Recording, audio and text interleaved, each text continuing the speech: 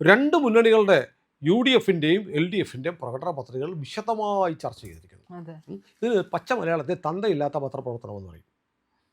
പച്ചയ്ക്ക് പറയുകയാണ്. പച്ചയ്ക്ക് പറയുന്നു എന്ന് പറഞ്ഞ വേറൊരാളുണ്ട്. അതുകൊണ്ടല്ല, ഇത് പറയാതെ തരമില്ല. കാരണം കേരളത്തിൽ ഇന്ന് നടക്കുന്ന തെരഞ്ഞെടുപ്പ് 140 മണ്ഡലങ്ങളിലേക്ക് ഇപ്പോൾ നടക്കുന്ന തെരഞ്ഞെടുപ്പിൽ രണ്ട് മുന്നണിയല്ല മത്സരിക്കുന്നത്. തർക്കമില്ലല്ലോ. BJP നയിക്കുന്ന NDA മുന്നണി ഒരു പ്രബല കക്ഷിയാണ്. കേരളത്തിൽ ആരു ഭരിക്കണമെന്ന് തീരുമാനിക്കാൻ ശേഷിയുള്ള മുന്നണിയാണ് ഇന്ന് NDA. എല്ലാ മണ്ഡലങ്ങളിലും 140 മണ്ഡലങ്ങളിലും മിനിമം ഒരു 20,000 വോട്ടുകളുള്ള 15,000-നും 20,000-ത്തിനിടയ്ക്ക് വോട്ടുകളുള്ള ഒരു കക്ഷിയാണ് BJP അല്ലെങ്കിൽ NDA മുന്നണി. ആ മുന്നണിയുടെ പ്രകടന പത്രികയിലെ കാര്യങ്ങളെ അവഗണിച്ചുകൊണ്ട് മറ്റ് രണ്ട് മുന്നണികളുടെ പ്രകടന പത്രിക മാത്രം ചർച്ച ചെയ്യുക എന്ന് പറഞ്ഞാൽ തന്തയില്ലാഴികയാണ്.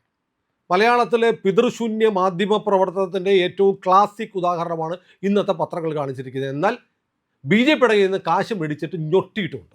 കാരണം BJPയുടെ പ്രകടന പത്രിക ഇന്നലെയും ഇന്നുമായിട്ട് അവർ ഒന്നാം പുറത്ത് ജാക്കറ്റ് അടിച്ചു. ജാക്കറ്റ് എന്താ പത്രഭാഷയിൽ പറയുന്ന പ്രേക്ഷകരെ എന്ന് പറഞ്ഞാൽ സാധാരണ പരസ്യ നിരക്കിൻ്റെ 200% റേറ്റ് കൊടുത്ത് BJPയുടെ കാശ് മേടിച്ചു.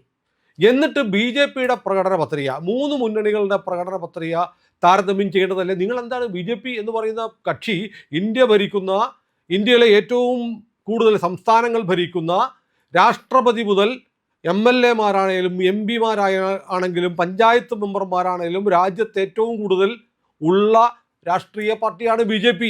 ആ BJP മുന്നോട്ട് വെക്കുന്ന ഒരു പ്രകടന പത്രികയെ നിങ്ങൾ രണ്ട് മുന്നണികൾക്ക് മാത്രം സ്പേസ് കൊടുത്ത് അവഗണിക്കുക എന്ന് പറഞ്ഞാൽ തന്തയില്ലാഴികയാണ്.